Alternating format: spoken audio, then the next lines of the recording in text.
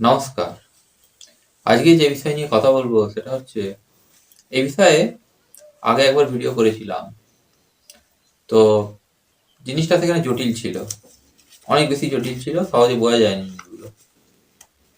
আজকে বলবো যে পুরনো ধর্মবিশ্বাস, সেটা হিন্দু হতে পারে, সেটা মুসলমান হতে পারে, সেটা খ্রিস্টান হতে পারে, মূলত এই তিনটে সম্প্রদায় এদের কেমন ছিল, পুরনো ধর্মবিশ্বাসটা কেমন ছিল।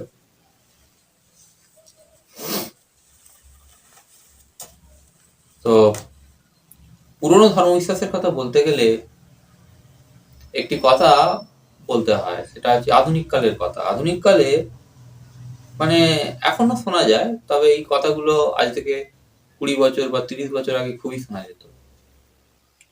যে এইরকম কথা, যে কোথাও একটা ছোটখাটো ঝামেলা বাঁধলে বা কোথাও একটা গোলমাল তৈরি হলে, ধর্মীয় গোলমাল, তখন কোনো নেতা বলতেন, তখনকার যারা নেতা তারা বলতেন এইরকম কথা যে ধর্ম ব্যক্তিগত বিশ্বাস, ধর্ম ব্যক্তিগত বিশ্বাস।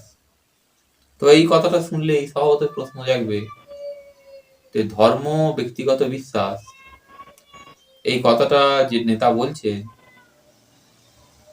যদি ধর্ম ব্যক্তিগত বিশ্বাস হয়েই থাকে তাহলে সেই কথা কি লোক জানে না, নাকি লোকের ধর্মবিশ্বাস কিছু আলাদা? এর উত্তর হচ্ছে, যেসব নেতা এই কথা বলতেন বা আজও যারা বলেন এই কথা, তারা পুরনো ধর্মবিশ্বাসের বিরুদ্ধে কথাটা বলেন। পুরনো ধর্মবিশ্বাসটা হচ্ছে যে ধর্ম হচ্ছে গোষ্ঠীগত বিশ্বাস, অর্থাৎ ধর্ম ব্যক্তিগত বিশ্বাস এটা নতুন দর্শন বা নতুন ভাবনা। পুরনো যে ধর্ম বিশ্বাস, সেখানে ছিল ধর্ম গোষ্ঠীগত বিশ্বাস। পুরনো ধর্ম মানে কতদিন পুরনো ধর্ম? আসলে সামাজিক ইতিহাসে কোনো দিন কাল হয়নি এরকম ভাবে। সামাজিক ইতিহাসের একটা মোড় পড়েছে। 1947 থেকে ধরা যেতে পারে এই বিশ্বাসকে লালন করা হচ্ছে, যে ধর্ম ব্যক্তিগত বিশ্বাস।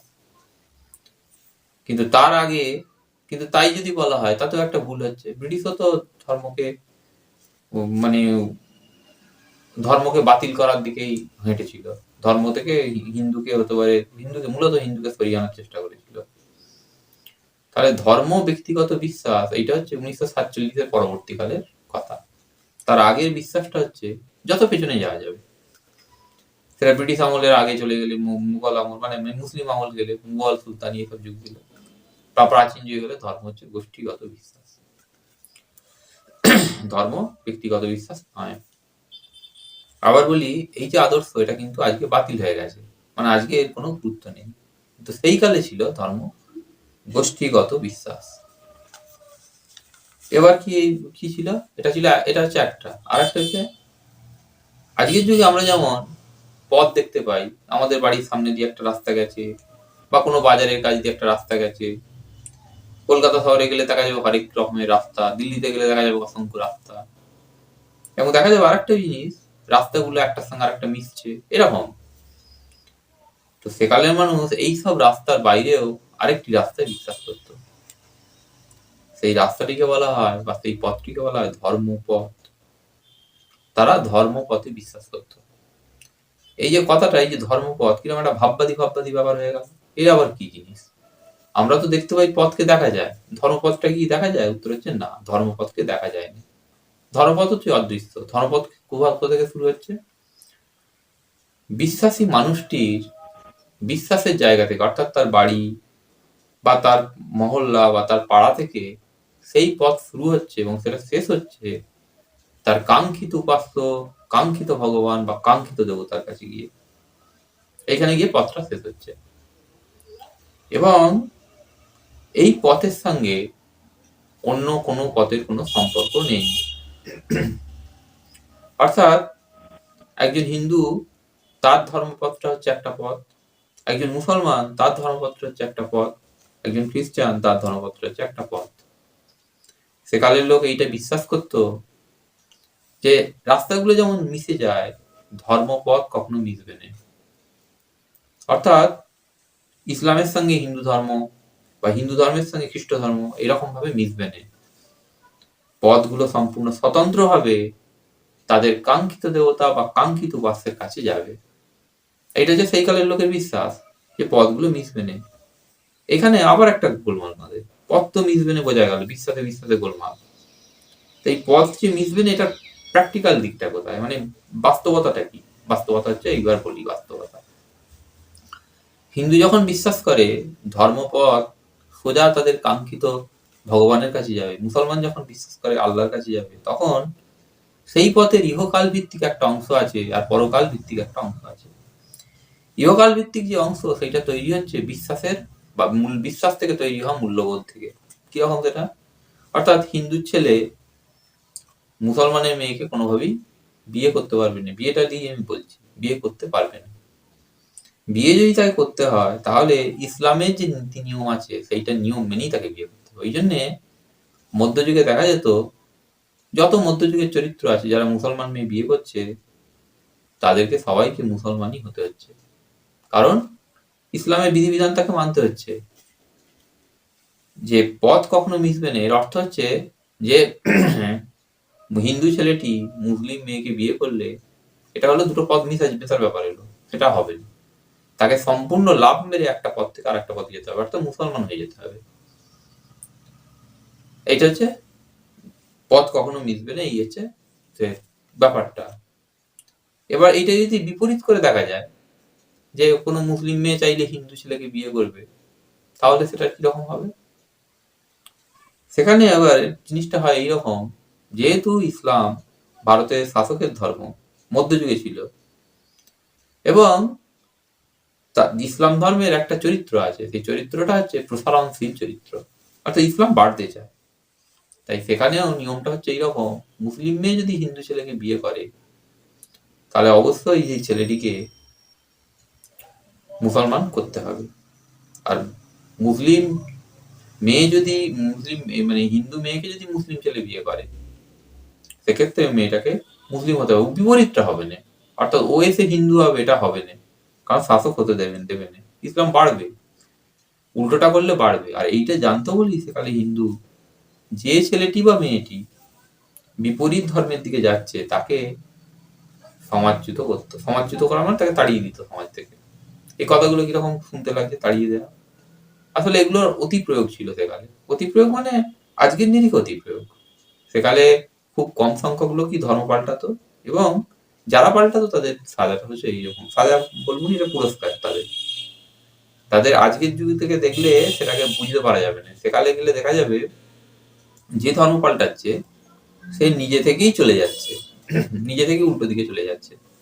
বলছে যে আমি তো ওই পথের লোক হয়ে গেল, মানে আমি ওই ধর্মের লোক হয়ে গেছি, ওই দিকে আমি চলে যাব। এদিকে থাকলে তোমাদের ধর্মীয় বিশ্বাসে আঘাত লাগবে, তাই আমি এদিকে থাকবো। তাহলে কি দাঁড়ালো? প্রথমে হচ্ছে ধর্ম, গোষ্ঠীগত বিশ্বাস, তারপরে হলো ধর্মের একটা পথ হয়, এবং সেই পথের বাস্তব প্রয়োগ হচ্ছে এইটা, যে ধর্ম কখনো মিশবে না, পথটা কখনো মিশবে না। সেকালের লোকের আরেকটি বিশ্বাস ছিল, এটা হিন্দু মুসলিম খ্রিস্টান সবার মধ্যে, যে ধরা যাক একটা ছেলে বা একটা মেয়ে খুব ভালোবাসা, খুব ক্লোজ, দুটো ভিন্ন ধর্মের সমাজভুক্ত মানুষ, গোষ্ঠীভুক্ত মানুষেরা তাদেরকে কোনোভাবেই বিয়েটা দেবে না, বা কোনোভাবেই তাদের মিলিত হতে দেবে না।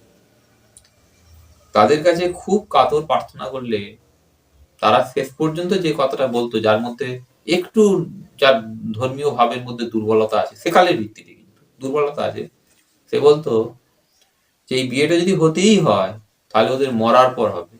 অর্থাৎ পথ কখনো মিশবে না, আর যদি মিশতেই হয়, সেই মিশবে তো সেই পথ তাদের কাঙ্ক্ষিত দেবতা বা কাঙ্ক্ষিত উপাস্যের গিয়ে।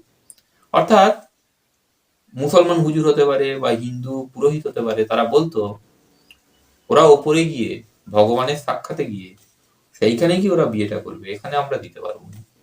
আর এখানে যদি করতে হয়, এখানে নিয়ম মেনেই করতে হবে। আজকের যুগে এই প্রত্যেকটা জিনিসই কিরকম, মানে জটিল জটিল মনে হবে, এ আবার কি বিষয়। সেকালের মানুষের ধর্মীয় বিশ্বাসটা ছিল এই রকম, মানে এই যে যেগুলো বললো এইরকম। আচ্ছা, এবার যৌথ যে ব্যক্তিগত বিশ্বাসের জায়গাটা, ব্যক্তিগত বিশ্বাস নয়, গোষ্ঠীগত বিশ্বাস। এখন গোষ্ঠীগত বিশ্বাস মানতে পারেনি ওই ছেলেটি বা মেয়েটি, এরকম না, গোষ্ঠীগত বিশ্বাস মানতে পারেনি এরকম মানুষ সেকালে ছিল, যেমন শ্রী চৈতন্যদেব। আমি এই ভিডিও বড় করবো নি, ছোট করেই বলি। শ্রী চৈতন্যদেব। ধর্মীয় বিশ্বাস মানতে পারেননি মাধবাচার্য। এইরকম মহাপুরুষ যারা যদি আমরা চিনতে পারি, এরা প্রত্যেকেই হচ্ছে এইরকম। এরা দুটো পথকে কিছুটা কিছুটা করে মেশানোর চেষ্টা করেছে। আমি চৈতন্যদেবের কথা বললাম, আর কারো নাম বলছি, মাধবাচার্য, এইরকম সব। তো এরা পথগুলোকে মেশানোর জন্য কিছুটা চেষ্টা করেছিলেন, কিন্তু বিশ্বাসের কাছে, মানুষের বিশ্বাসের কাছে তাদের হার হয়েছিল কিছুটা হলো, যে তারা সফল হননি। পথগুলো মেশানোর চেষ্টা করে তারা সফল হননি। এইখান থেকেই আসে, পথগুলো মেশানোর তারা চেষ্টা করলেন, তারা সফল হলেন না। তাহলে তাদের সঙ্গে সমাজের কি অবস্থান তৈরি হয়েছিল? ধর্ম তো গোষ্ঠীগত বিশ্বাস, ব্যক্তিগত বিশ্বাস তো নয়। চৈতন্যদেব চাইলেন আর হয়ে গেল, এরকম তো হবে না। তাহলে গোষ্ঠীটা কি চাইতে হবে? অর্থাৎ উত্তর দাঁড়ালো এইটা, যে গোষ্ঠী যে যদি হিন্দু ধর্মটাকে সমগ্র ধর্মকে ধরা হয়, তারা চৈতন্যদেবকে এক ধরনের পরিত্যাগের মতো অবস্থা করেছিল। চৈতন্যদেবকে সেইভাবে গ্রহণ করা হয়নি। চৈতন্যদেব যদিও একটা বিরাট সংখ্যক মানুষকে তার দিকে টানতে পেরেছিলেন, হিন্দু সম্প্রদায়েরই, মূলত নিম্নবর্ণের হিন্দু যাদের বলা হয়।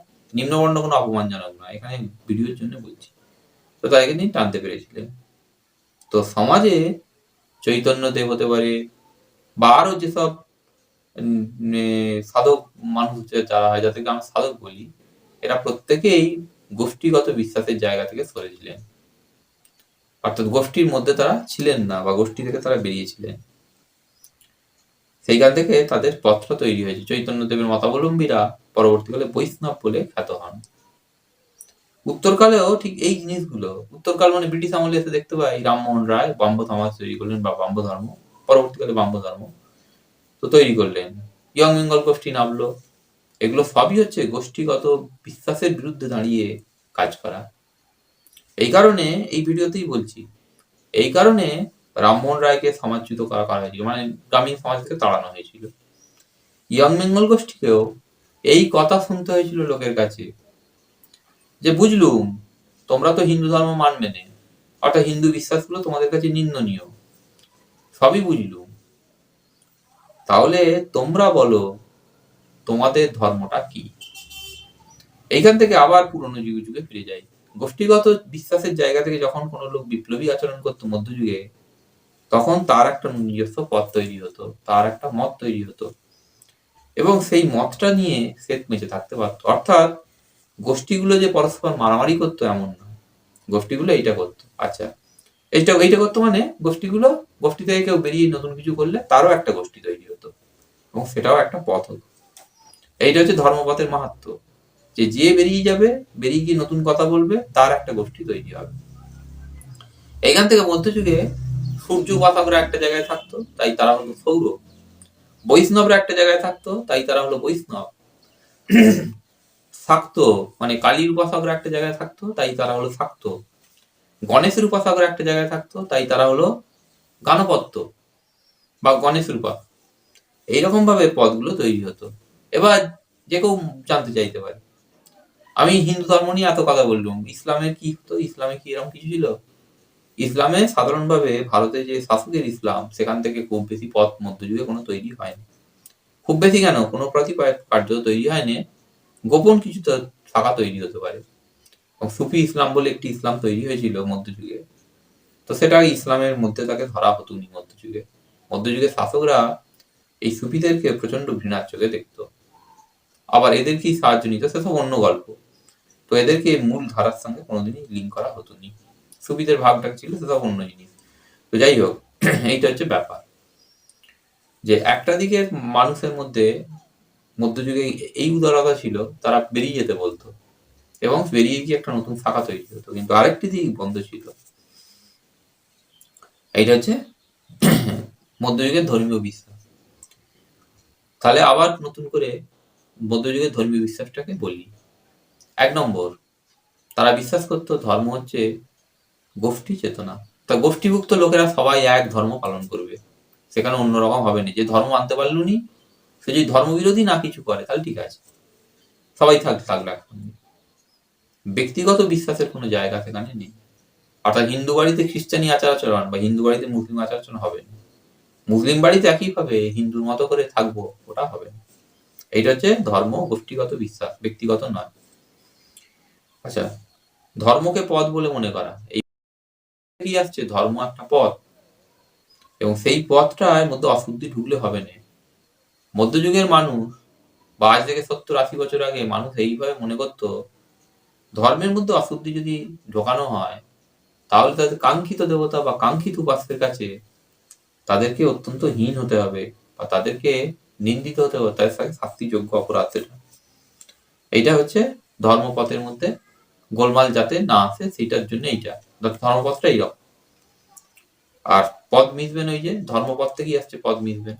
পদ মিশবেন আমি প্রথমে বিয়ে দিয়ে বললাম, তারপরে দেখালাম যে কি জিনিসটা হয়। বিশ্বাসটা কখনো মিশবে না। বিশ্বাস মেশানোর ব্যাপার হলে তাকে সমাজচ্যুত করা হতো বা তাকে শাস্তি দেওয়া হতো। আচ্ছা, এই ধর্ম মানতে না পারলে কি হতো? আমি হিন্দুর ক্ষেত্রে বলেছি যে মানতে না পারলে তাকে তাড়িয়ে দেওয়া হতো, আর তাড়িয়ে দেওয়াটাই তার পুরস্কার। কিন্তু ইসলামের ক্ষেত্রে ইসলাম বাড়ানোর জন্য সিদ্ধান্ত ছিল সেকালে যে হত্যা করা হবে। মধ্যযুগে খ্রিস্টানেরও বিধিবিধানটা অনেকটা এইরকম, হত্যা করা হবে। তো মধ্যযুগ গেল, তো একালের ধর্ম বিশ্বাসগুলো ঠিক এর বিপরীত। একালেরটা এবার শুনে রাখা ভালো। একালের ধর্ম হচ্ছে ব্যক্তিগত বিশ্বাস, মানে সরকারি ভাবে ব্যক্তিগত বিশ্বাস। ওই জন্য একটা কথা প্রায় সময় বলা হয়, কে কি খাবে করবে তুমি ঠিক করে দেবে, এটা হচ্ছে ব্যক্তিগত বিশ্বাস। কিন্তু লোকের অন্তরে আজ রয়েছে যৌথ বিশ্বাস আছে, গোষ্ঠীগত বিশ্বাস। ধর্মকে পথ বলে মনে করা একালে ধর্মপথ বলে সেইভাবে নেই। ধর্মপথ অত্যন্ত সামান্য জিনিসে পরিণত হয়েছে।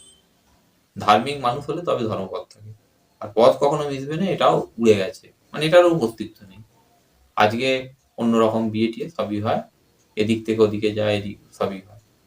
তো লোক অন্যরকম মনে করে, কারণ সরকার এই দিকটাকে উল্টোটাকে আশ্রয় করেছে বা সরকার এটাকে উৎসাহ দেয়। ধন্যবাদ, আজ এই পর্যন্তই।